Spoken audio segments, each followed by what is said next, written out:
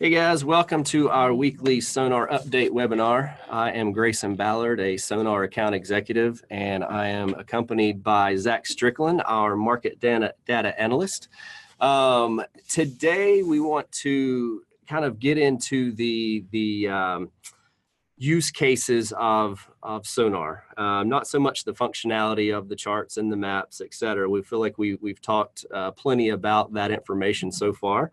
What we want to get into is the value of the platform. You know, if I'm a subscriber, I want to make sure that I'm getting the return on my investment. So we kind of want to dive into that and show, you know, how we can do that if I'm a shipper or if I'm a broker or if I'm a carrier.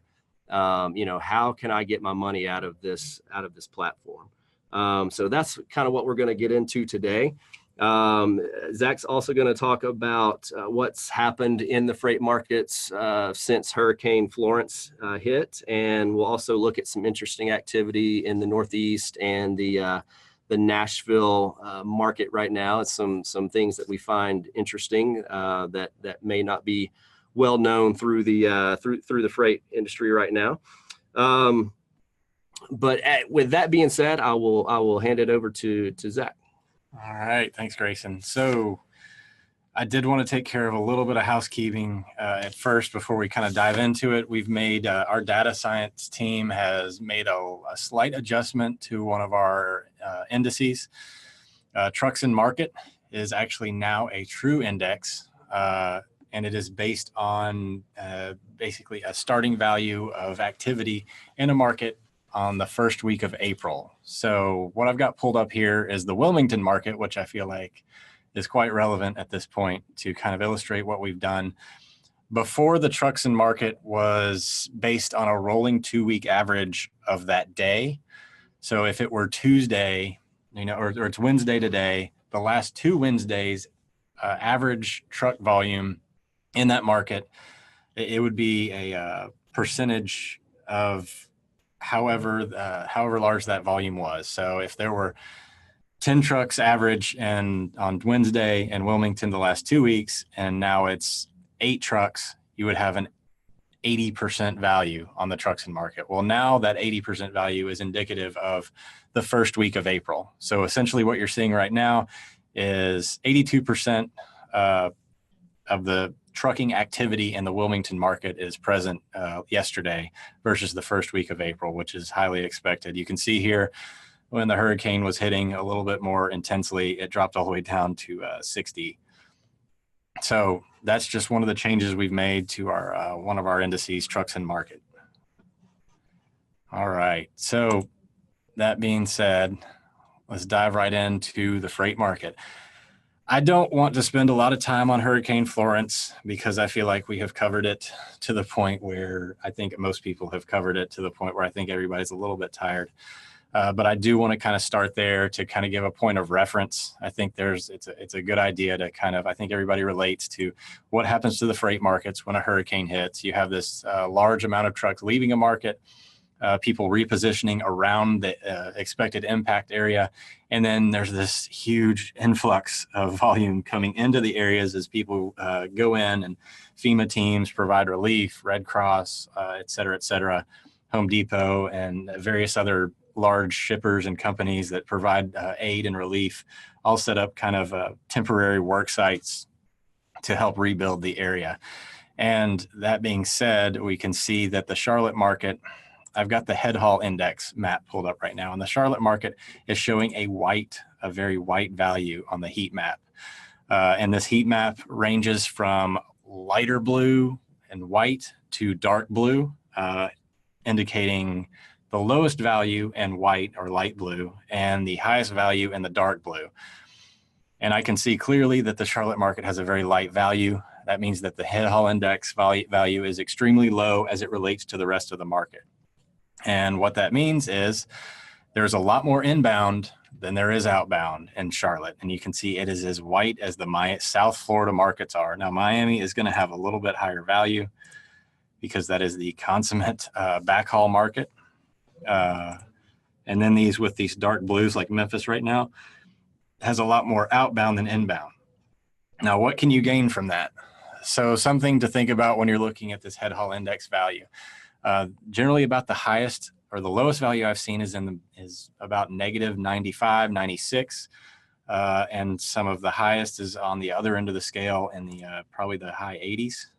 Right now you see Memphis and the Northeast are sitting there in the 70s, indicating that there is a lot more volume going out than in. Charlotte is the reverse of that. So what's happened is a lot of people got out of the Charlotte area. Shippers kind of pressed all of their freight out of the market and in front of the storm.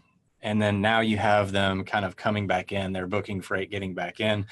Charlotte did not get hit as heavily as the coastal areas did. There's not as much flooding, not as much damage, but in front of that, people were really kind of pushing freight out, repositioning. They did not know what was going to happen. And I'm going to illustrate that here on the next chart.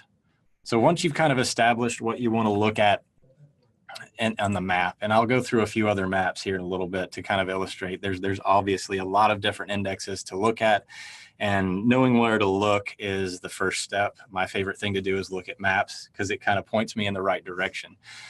The value of knowing, the whole point of SONAR is really to kind of understand what the capacity situation and the overall market is. Headhaul is essentially a measure of that. Like you're getting an indication, an early indication, I should say, of the potential capacity in a market.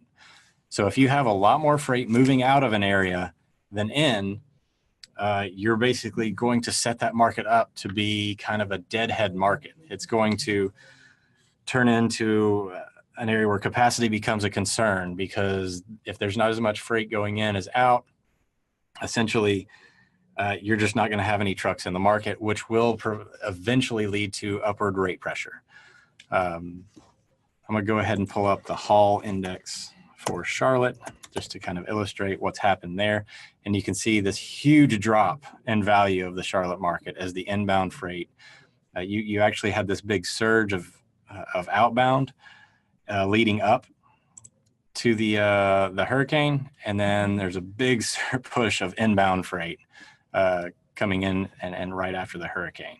So right now there's a lot more going in than out, which is that's exactly what you'd expect. And I'm not going to spend all webinar on talking about Charlotte and the hurricane here, but I think it's a good starting point to kind of start to understand how you can use the Headhaul index to glean a little bit of value out of here. Now, what I gained from this is that Charlotte has got so much capacity. There's probably going to be very little rate pressure in the Charlotte market, especially in the near term, because one, the shippers have shut down. A lot of them are potentially, reorganizing, trying to get their stuff together. They've actually kind of pushed out a bunch of volume early in front of the storm. People are probably thinking, well, I can position my truck in and around Charlotte in order to kind of potentially help with relief, take advantage of some of these rebuilding efforts. Well, that process takes weeks, if not months, to kind of really be fully actualized. The FEMA teams and whatever need time to kind of assess what they need to do. I don't think there was a lot of, like Harvey had this ongoing kind of danger situation. The hardest hit portions of Carolina were the rural areas where there's a lot of farms and a lot of agricultural activity. So it's not quite as dire of a need in this situation. Charlotte is one of the biggest markets in the region. So it is important to kind of look at that. So how do I know that Charlotte's a big market? I'm going to go back to my map and I'm going to illustrate, if you're kind of just starting in trucking and you don't have a familiarity with, where does freight flow happen? Like I kind of inherently know where the biggest markets are. Obviously the population centers are kind of, a great place to start, but how does Charlotte relate to the rest of the country? So I'm going to pull up the tender market share, and I'm going to pull up the outbound tender market share because that is that's probably the one that people relate to the easiest. And what you see here is yet another heat map, and this is just the straight outbound tender market share. And what this is telling me is Atlanta is the biggest outbound freight flow center in the country. at 4.78%. That's a huge, that is a huge market. And this is good to know, especially if you're just entering the game or you have employees that are entering the freight world. Understanding like freight flows and freight balances is the exact thing that you really need people to understand in order to take advantage of what's happening in the market.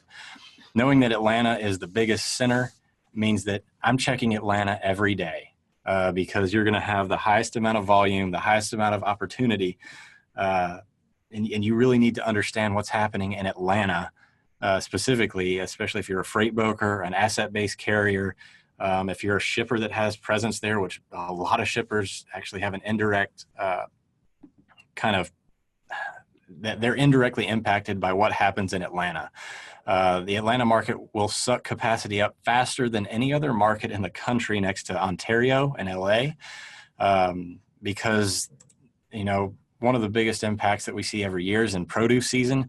And these two markets right here kind of fight for capacity. Once the produce season hits, everybody rushes out to California, takes the capacity out of Atlanta. You can get significant rate spikes in Atlanta when you're looking for capacity there. I've been a part of it when the rate went from $1,500 from Atlanta to Dallas to $4,000 from Atlanta to Dallas almost overnight. And a lot of that has to do with the relationship between these two markets right here. So again, for a lot of you that have employees that are kind of entering the transportation world and the freight world, this is a great place to start. But more importantly, it's also a good place to kind of build into what I'm going to show you next. Oh, shoot. Sorry. Yeah. The outbound tender market share weekly change. Now, this is where you really provide ongoing value. This is where SONAR really gives you this ongoing value, because as the markets kind of shift, Atlanta is going to generally stay around 4.5%, 5% of overall freight volume. But what you're most interested in is knowing where's that freight volume going. Like when Atlanta's at 4.78% and then drops to 4.5%, where did that volume go? And outbound tender market share is going to tell you that. It's going to tell you, well, it's leaving Atlanta and going to Nashville, for instance. So, and again, it's important to note this is outbound volume, not inbound. So it's not necessarily saying that the Atlanta to Nashville lane, there's all this freight going to Nashville. It just means that there's a lot more freight moving out of Nashville in relation to Atlanta over the last week. So this is where your potential opportunities are. And that's really what kind of moves freight rates and freight prices, is the imbalances that exist in the network. So as they're moving into Nashville out of Atlanta, there's a lot less truck density in Nashville than there is Atlanta. And this is important to know. Because Nashville is not a big market, and we can go through here. And as I just clicked here on the thing, and I can see, well, let me see what's going on in Nashville. Again, for a lot of us out there that came into the freight world having no point of reference of what any of this means. There's a ton of stats that I just clicked on right here that I now know about Nashville. So I can see, well, Nashville is actually a pretty decent sized. It has 1% of the overall inbound market share. Its Headhaul index is 26, which means, again, there's more going out than coming in. Anytime that you have a heavy outbound market, it means that there's going to be a lot of potential for deadhead. And what deadhead is, for those that are potentially new, is basically you're driving with an empty trailer, or you're bobtailing without a trailer, going to a market with, their unproductive miles. Asset-based carriers out there know this all too well. You want to limit your deadhead miles. You want to go to markets where there's going to be low amounts of deadhead. You're wanting to take advantage of markets that have a lot of outbound. So I'm pretty sure what happens here is people are pretty comfortable going into Nashville right now or around the area, knowing that they're going to get a load out of the market. Look up the outbound tender reject in Nashville. Okay. So we're going to pull up the outbound tender rejection index in Nashville. And for those of you that aren't familiar with the outbound tender rejection index, this is the rate at which carriers are rejecting the contracted loads out of the Nashville market right now. So they're rejecting about 26.6% of all the loads that are tendered to them by the shippers on electronic tenders. So Zach, if I'm a broker, how could I use this information to my advantage? So good question. So after I figured out that all this, Nashville is actually showing an increased tender market share, what you can glean from that is that volume has increased in Nashville probably, or it has increased in relation to the rest of the market. And your next step would be looking at something like this, the Outbound Tender Rejection Index. As the Outbound Tender Rejection Index increases, your likelihood for seeing elevated rate pressure or spot market activity increases as well. So this market right here is one that I'm going to be watching. Has it increased sharply? Has it increased over time, a long period of time? As this goes up, and both of those are important. So the sharpness and the length of time that this goes up indicates that the market is actually destabilizing. Right now, I can tell you that carriers are basically not covering outbound Nashville as well as they have in the past, at least since the first part of September. To get a better idea, you want to zoom out a little bit more, and you can see that the Outbound Tender Rejection Index actually lives in this 35 to 40% area. So it might actually just be returning to its normal state. It's still important to note these movements, however, because whatever it's been doing, it's been stabilizing, but now it's actually starting to destabilize back. Just because something used to live up here doesn't mean that you're not going to see rate pressure. Anytime this thing moves up like this, you want to pay attention to the market, because this down here could be the new normal. And if that makes sense. Yeah, absolutely. So on the flip side, now, if we talked about maybe a broker, what about a shipper? How can I use this information? If I'm a shipper and I start to see this number kind of creep up, I've been living the sweet life with this low outbound tender rejection rate in Nashville. You can see it's kind of like an annual low. So I've got this pulled out year to date. So this is as low as it's been in Nashville. So I'm basically living the dream. I've been booking with my carriers. They've been taking it and running wherever I want to go. And it's because that they have an excess amount of capacity in the area. So they're willing to, they've got their freight network figured out. And for the most part, over the last month and a half, the freight market has moved towards a more stable environment. But here's where I'm watching. This right here is where I'm starting to take advantage and say, all right, if I'm a shipper, guys, this may not last forever. I'm making sure that I'm locked into my contracts at this point.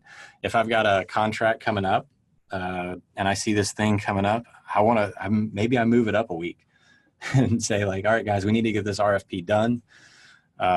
You go to your carrier and say, hey man, can you give us any help on this situation? Like our rates have gone up. We're getting killed on our earnings calls. Number of shippers like General Mills, Kellogg's, several big companies have cited increased transportation costs as a big reason for missing earnings this year. Some of these, a lot of them just, a lot of shippers just don't have that full understanding of what's happening in the transportation market in general.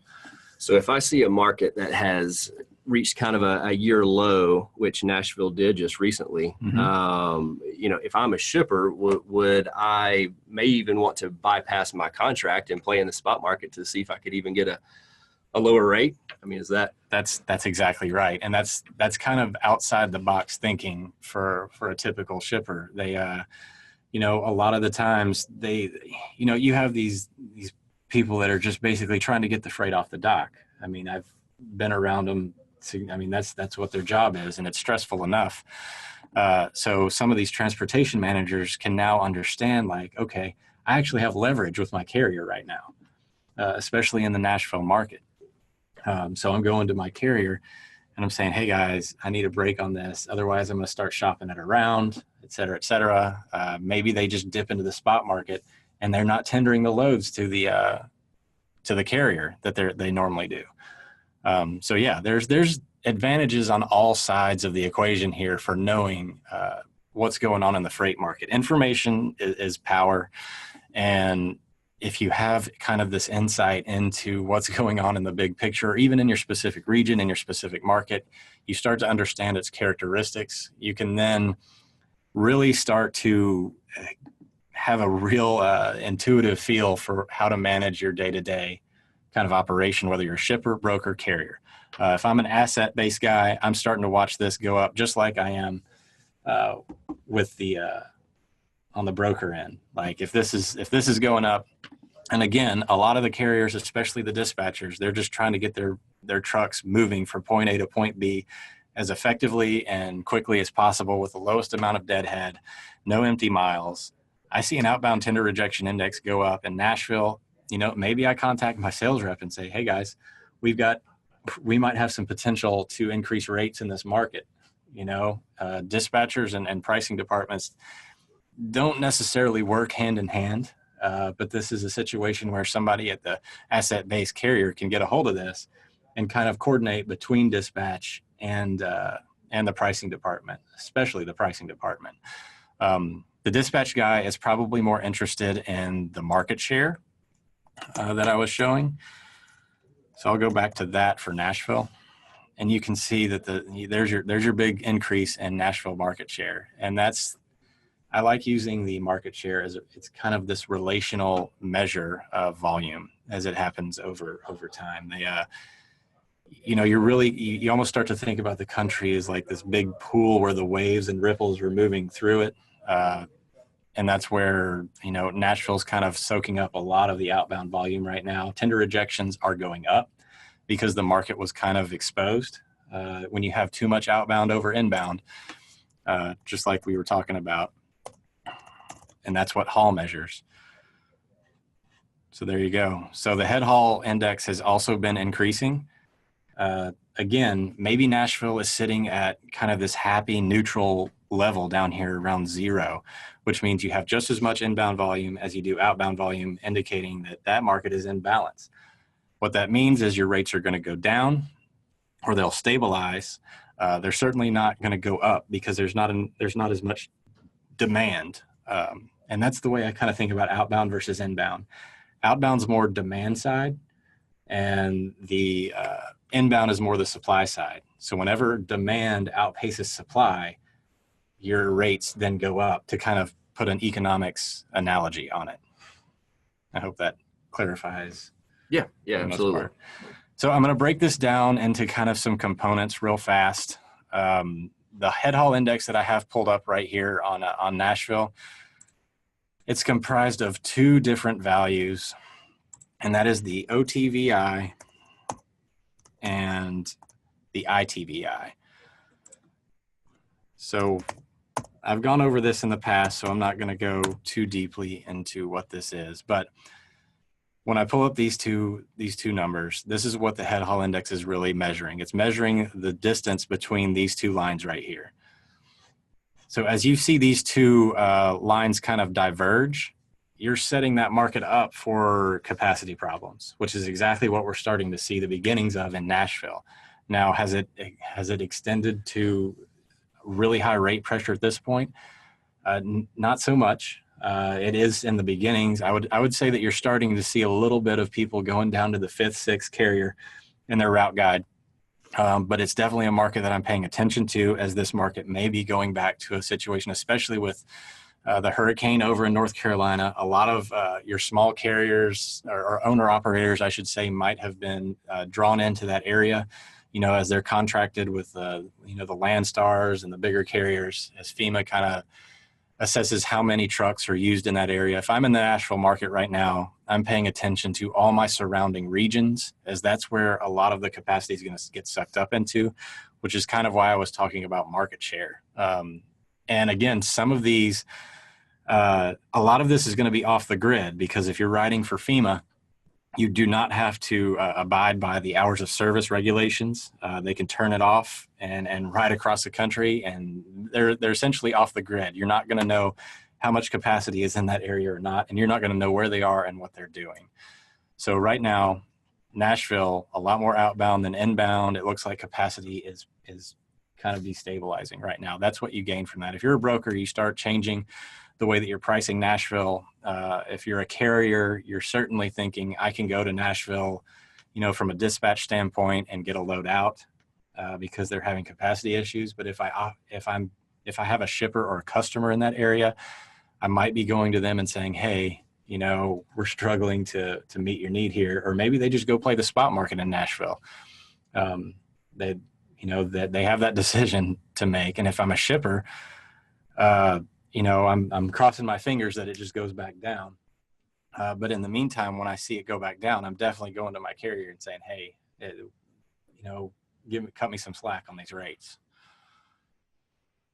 Yep. So I think I hope that I've broken this down into a pretty, solid level. The main indexes that you want to look at when you have SONAR, in my opinion, starting from kind of like in the progression sense, I would say it's the Headhaul, outbound tender market share, outbound tender volume, the outbound tender rejection index. If you work those in each market that you're interested in that order, you're going to have a really good idea of what's going on in that market, stable, unstable, moving to a high rate, a low rate, and it's going to be leading. One of the things that people don't understand quite yet is the difference between operational and kind of these accounting or financial metrics. Pricing is somewhat financial in the way that it's measuring something that's happened. This whole process has happened to arrive at this rate. And that has other things in it that are affecting the rate. This is a purely operational number. Whenever you're measuring operations, you don't use dollars. You use pounds. You use pieces. You use weight. Anything that's kind of like hard coded. Like there's no way that you can change the amount of pieces or weight. That's an unmalleable number, and that's what this is. This is basically activity in its purest form, and activity leads the financials in every company. So it's basically what I wanted to break down this week. Grayson, you got some more? Was there anything in the Northeast that was happening? Yeah, we do have some stuff in the Northeast. So I do have this outbound tender market share is pulled up again, and you could have seen the same thing on the haul or the Headhaul index. Right here, I'm looking at Allentown as seeing a pretty big change. Their Headhaul index value is 60. Their inbound tender market share is 2.4% of the overall market. Tender rejects are actually relatively high. And again, how do I know that? Well, I've been looking at this stuff for a while, but over time, anybody that lives in this, space, they'll know that Allentown's one of the biggest markets in the country. They'll be looking at it every day for any kind of potential swings and opportunities.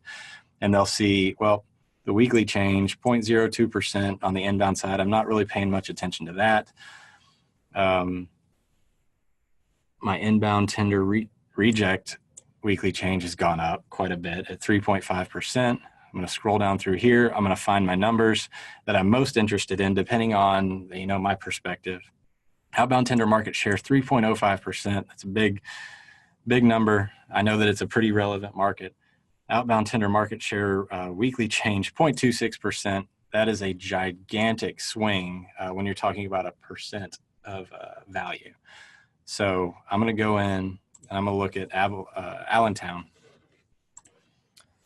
OTVI or OTMS, just to kind of see if I can paint a bigger picture. And I can see right here, a lot of volume coming out of Allentown, especially as it relates. And I'm going to give a quick kind of tool that I like to use on here to kind of give me a point of reference. So I can see that this Allentown market has got a lot of volume coming out of it right now. There's all these tools that you can use in this product, and I'm not going to dive into all of them, but I'm going to show one that I like quite a bit called the average line. And as everybody knows, freight is very seasonal, and I'm going to start right back about probably mid-May for Allentown, or you know what? I'm even going to start here in this post-June, because that appears to be a pretty flat line from about late June on. I'm going to click right here, and I'm going to draw this average line. And what that's doing is it's painting me a picture of what the actual average is of market share that Allentown has had over the last 2 months. And I can see that it's been about 2.63% of the total market volume, and now it's shot up to 3.05%. There's something significant happening in Allentown. If I'm a carrier, I know that I can position my freight up there and figure out exactly, I won't have a problem getting that truck moving. If I'm a broker, I'm thinking volume leads price. I'm going to start pricing Allentown with a little bit more, a lot more buffer, probably going from 10 to 15%, just to make sure I've got my loads covered. But then the next thing I'm going to do is I'm going to go to OTRI, Allentown. Let's see if it's hit the OTRI yet. Maybe a little bit. Let's zoom out for a little perspective. It's had a few bumps and a few hiccups here. I would expect that's going to stay elevated. But there's definitely something going on in Allentown. I'm watching. Consistently increased over the last 2 months. Yeah, there's definitely something going on in Allentown. I think one of the things that's probably happening is we've got some rail heads up there, a lot of rail volume. I know that there's been some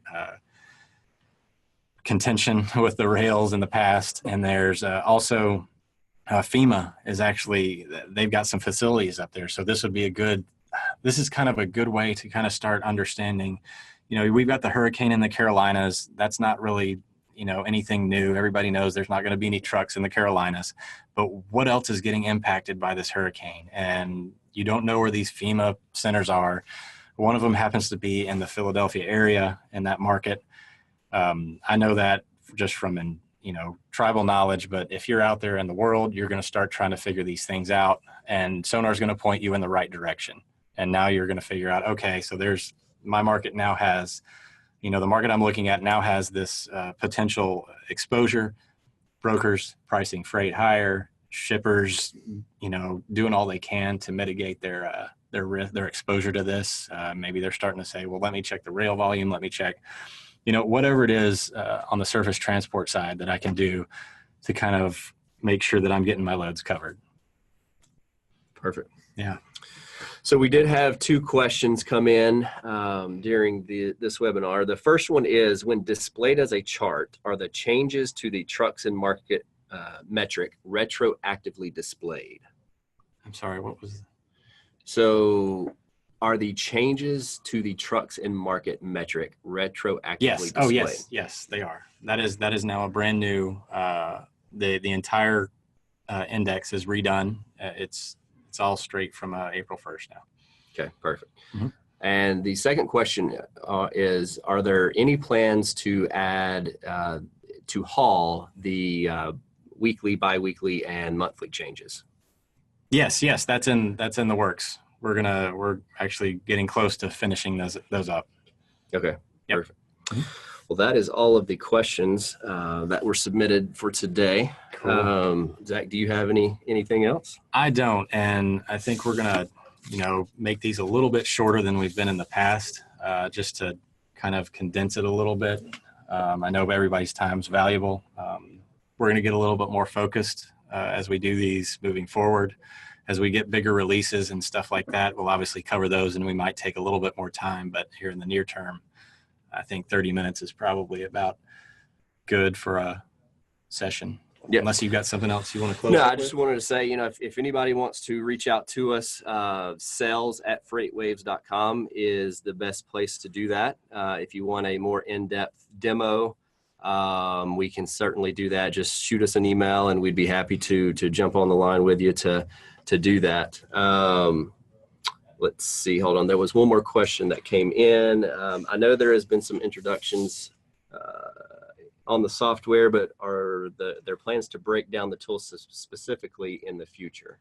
Yes, there are. We are working on something that kind of gives everybody, we definitely need to do a better job of kind of explaining some of the features in the product itself. We're working on that right now as we make some features where you can really easily figure out what some of these tools mean. You guys can all see there's studies. These are technical indicators. I certainly won't get into any of those, but that is this platform's designed off of a financial charting platform. And we're doing that essentially because, we want everybody to kind of consider freight markets just like the financial markets do. We'll probably break these down on a separate level at some point here in the near future. The display features, I feel like, are relatively, intuitive. There are some things down here. Again, these are the technical analysis tools that are built into this program. But we are going to build out some things that make those a little bit more easily understood and figured out. So. All right, good deal. Cool. Well, guys, thank you for your time today, and please join us next week for our next edition of the weekly webinar. But that is it for today. Thanks. All right, thanks.